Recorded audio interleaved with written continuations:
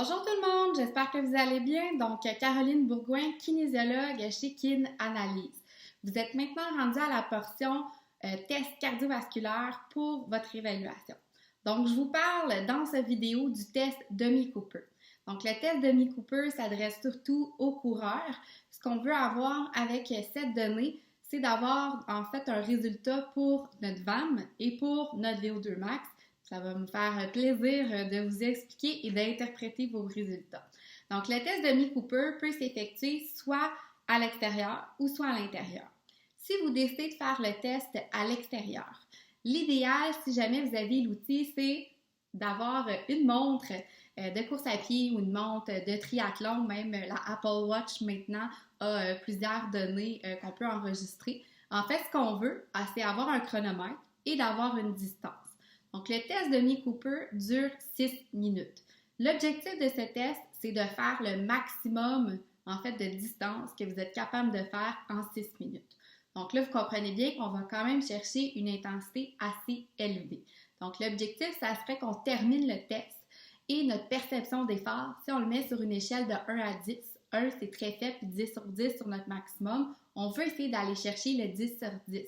Bien sûr, si votre condition de santé vous le permet et vous n'avez pas de contre-indication. Donc, si vous effectuez le test à l'extérieur et que vous avez une montre, ce que vous devez faire, première chose, on va s'échauffer. Donc, c'est super important qu'on ne parte pas faire un test, dans le fond, cardiovasculaire à intensité maximale sans échauffement, parce que vous allez bien comprendre que le risque de blessure peut être très élevé à ce moment-là. Donc, ce que je vous suggère d'effectuer comme réchauffement, faites au moins un 3 minutes de marche rapide, suivi d'un 2 minutes de course qu'on va faire à une intensité qui est plus faible que ce que vous avez l'habitude de faire. Et par la suite, vous partez votre chronomètre pour le 6 minutes.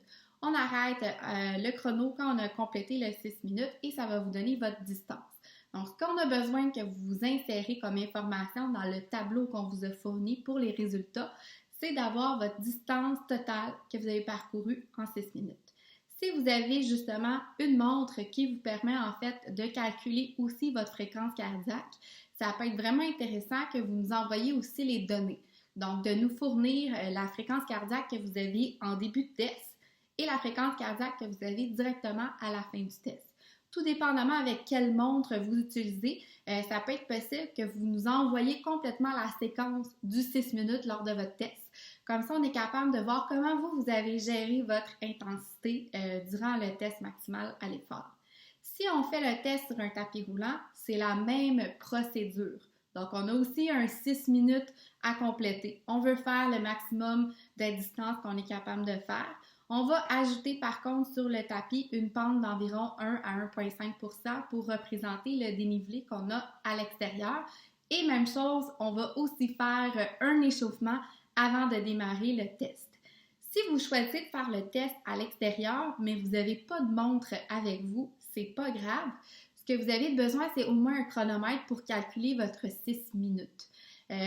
Faites un parcours à l'extérieur. Quand le test est terminé, vous pouvez utiliser Google Maps pour faire exactement le trajet que vous avez utilisé. Comme ça va nous fournir votre distance totale pour le test. Si jamais vous avez des questions sur l'exécution du test à la maison, n'hésitez pas à venir nous voir. Ça va nous faire plaisir de répondre à vos questions. Donc, bon test tout le monde!